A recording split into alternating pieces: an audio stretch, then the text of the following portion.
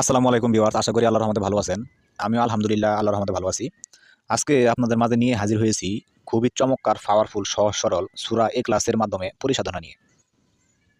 তো ইনশাআল্লাহ আল্লাহর রহমতে যারা অদৃশ্য জগতের বস্তু, জিন-পরি, দেবদানব, ভূত-প্রেত এই সমস্ত যারা আমল করেন অথবা করবেন, তারা মনোযোগ সহকারে আমার ভিডিওটা স্বয়ংসম্পূর্ণ দেখবেন, কথাগুলো মনোযোগ সহকারে শুনবেন।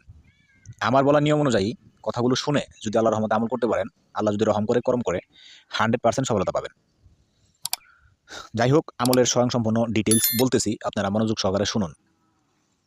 এই আমলটি করতে গেলে প্রথমত নির্জন নিরিবিলি ফাঁকা একটি রুমের প্রয়োজন, যে রুমে আপনি আমল করবেন। অবশ্যই নির্জন নিরিবিলি ফাঁকা একটি রুমের প্রয়োজন। আমল করার আগে কাউকে বলতে পারবেন না আমলের কথা, এমনকি আমলের সফলতা পাওয়ার পরেও কাউকে জানাতে পারবেন না, তাহলে আপনার আমল নষ্ট হয়ে যাবে।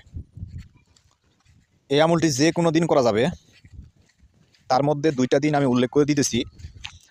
আপনি বৃহস্পতিবার দিন অথবা রবিবার দিন, এই 2টা দিনের যে কোনো একদিন রাত 12টার পরে যদি আমল শুরু করতে পারেন, তাহলে আমলের তাসির, ফলাফল তাড়াতাড়ি আসবে এবং ভালো হবে। এছাড়াও সপ্তাহের যে কোনো দিন এই আমলটা শুরু করতে পারেন ইনশাল্লাহ। এই আমলের জালালি জামিলি কোনো পরহেজ নেই। শুধুমাত্র যারা বিড়ি, সিগারেট, তামাকজাত দ্রব্য যে সমস্ত সেবন করেন, স্বয়ংসম্পূর্ণ তামাকজাত দ্রব্য আমল করার 3 দিন আগে থেকেই ছাড়তে হবে, আর না হলে আমলে সফলতা পাবেন না। এছাড়া সব ধরনের হালাল জায়েজ খাবার খেতে পারবেন। আমলটা যে কোনো মাযহাবের লোক, হিন্দু, বৌদ্ধ, খ্রিস্টান, মুসলমান, শিখ, সাই, যেই হন না কেন, 18 বছরের উপর থেকে 50 বছর বয়স পর্যন্ত নারী এবং পুরুষ সবাই করতে পারবেন। আমলের অনুমতি উন্মুক্ত করে দিলাম, এই আমলের জন্য নতুন করে অনুমতি নিতে হবে না ইনশাল্লাহ। যদিও আমার কাছ থেকে আমলের অনুমতি নিতে হবে না, তারপরও আপনাদের কোনো উস্তাদ, হক্কানি, আলেম অথবা ফির এই ধরনের কোনো লোক থাকলে তাদের সঙ্গে অবশ্যই আলোচনা করে নেবেন, তারপর আমল করবেন। এই আমলের জন্য কিছু মাল সামানা লাগবে, প্রয়োজনে আপনারা নোট করে রাখতে পারেন অথবা মনে রাখতে পারেন। তো এই আমলের জন্য যে সমস্ত মাল সামানাগুলো লাগবে সেগুলো হচ্ছে প্রথমত ধূপ, লোবান, আগরবাতি, সুগন্ধি ভালো যে কোনো হলেই হবে, এবং গোলাপ ফুলের আতর।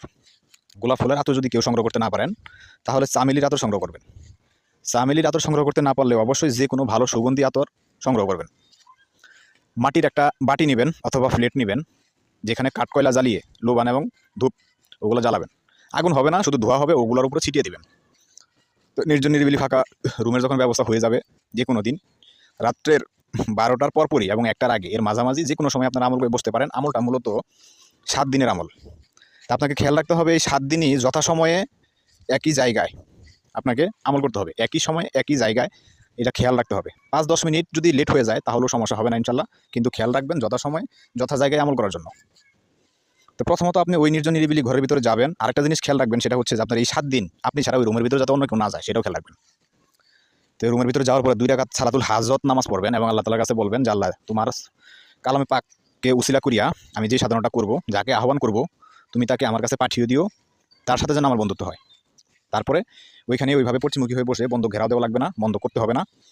প্রথমত 3 বার তওবা পড়বেন, 7 বার দুরূদ শরীফ পড়বেন, দুরূদ ইব্রাহিম, আর না পারলে যে কোনো দুরূদ পড়ার পরে সূরা ইখলাস 108 বার পড়বেন। আবারও শেষ হয়ে গেলে পুনরায় আবারও 7 বার দুরূদ শরীফ পড়বেন। আপনার আমল কমপ্লিট। চাইলে ওইখানে ঘুমাতে পারেন, না চাইলে আপনি বিছানায় ঘুমান। তো এইভাবে একটানা কন্টিনিউ যেভাবে নিয়মকানুন বললাম 7 দিন পর্যন্ত করবেন। 3 দিন যাওয়ার পরে যদি উনি আসে তাহলে বন্ধুত্ব করে নেবেন, কোনো সমস্যা নাই। আর না আসলে 7 দিনের মাথায় আসবে, তখন বন্ধুত্ব করে নেবেন, টাকার নিয়ম জেনে নেবেন। ইনশাল্লাহ সফলতা আকাশচুম্বী হবে ইনশাল্লাহ।